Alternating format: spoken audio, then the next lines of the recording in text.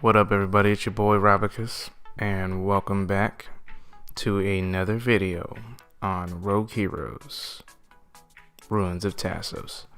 So today I'm going to give you a twofer. At the beginning of the video, I'm going to talk about something I kind of missed on the fishing video. I'm going to tell you guys how to get the fishing achievement. It's going to be real quick. And then after that, we're going to get straight into the video. I'm going to tell you guys how to find all the magic runes in Rogue Heroes, Ruins of Tasos.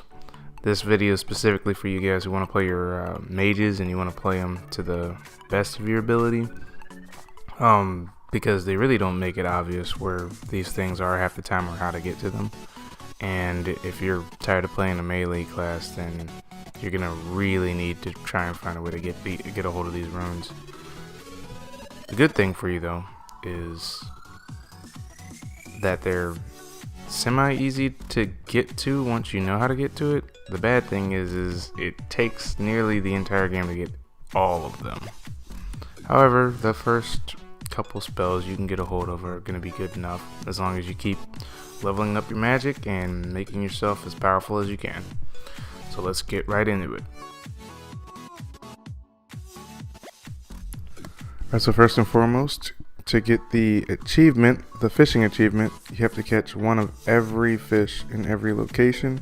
I'm going to post up all the fish and where to find them. Just make sure you get one of each in all the locations that you go to. I'm just going to leave this up here.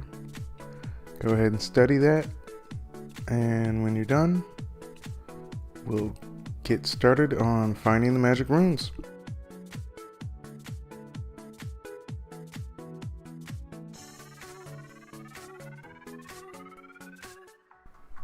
Alright, so to knock this out of the way, the first rune you're ever going to get is the fire rune. It literally comes with a wand. It deals quite a bit of damage and it lights stuff on fire, including everything around you. The more you hit an enemy, the more counters there are put on it. You can actually set it on fire and deal damage over time. We're going to just push this out of the way just so that we can get that out of the way. Now, alright y'all, let's begin on our quest to find the magic runes. You know the drill, like and subscribe. Alright, so I'm going to show you guys the first rune I actually collected on my own, because again they didn't really explain much to me, but first rune that I collected on my own was over here. It's behind the little ghost town. So to get here you have to go behind this tree, plant a bomb and get through this crack, and then you have the day and night rune. So what the day and night rune does basically is exactly that. It just changes day to night and night to day. Here's an example. Pretty simple. Let's move on to the next. Alright y'all, so the next rune you're going to be looking for is the ice rune. It's located down in the overgrowth. You got to go a little bit around the corner. So let me explain how this works. So once you get the compass, you're able to actually navigate the overgrowth, but they don't really explain to you that you should go to the far west first, then go around the corner just to find the ice rune. I mean, I actually missed it the first time I played through, so hopefully this helps you guys out a little bit. So the ice rune is kind of cool. What you can do is when you shoot the ice rod, it actually hits the target for quite a bit of damage, but it actually puts a counter on it, and you hit them enough times you can freeze your target. I'm dealing a little too much damage for you to see it, but in this next clip I'll freeze it a little bit for you. There you go. You can actually freeze them for a little bit of time, so it has a little bit of a crowd control element to it.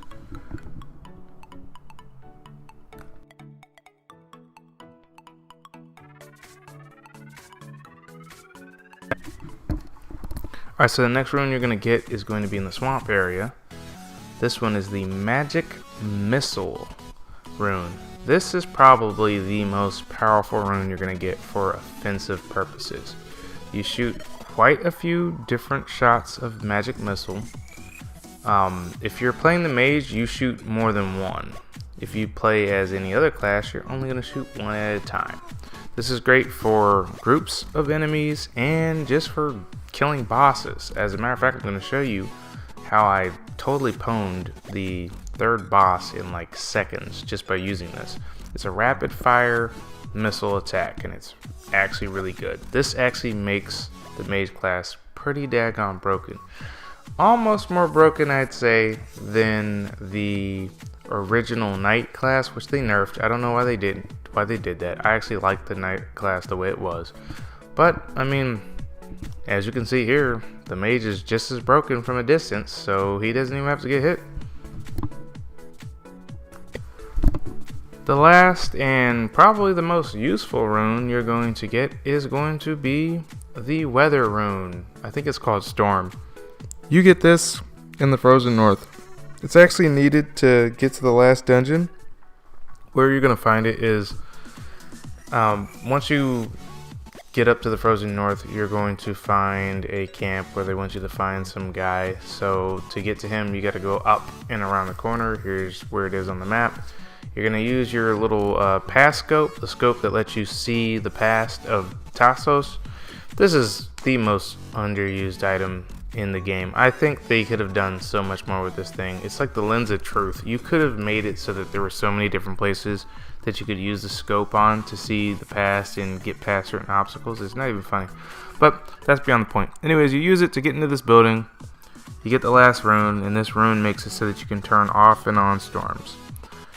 Here's a little idea how it works. Basically, the way you use it in game past the quest is you can actually use it to water your plants and make your crops grow. Anyhow, that is the last rune, the very last rune you're going to use. So now you are a mage master, the master of runes. Hope you guys enjoyed this video. Let me know if you guys want a walkthrough or anything else. Thank you for your time. Again, like and subscribe if you'd like to. I'm going to keep doing this. This is not the only game I'm going to actually go over. If you like old school adventure type games, then you're going to like my YouTube, because I'm going to do nothing but videos on old school adventure time kind of video games, including Skyrim and Dark Souls and any roguelike game. Alright, so hit me up if you want to. YouTube's Robacus. I'll catch you guys in the next one. Peace. Can I hear myself?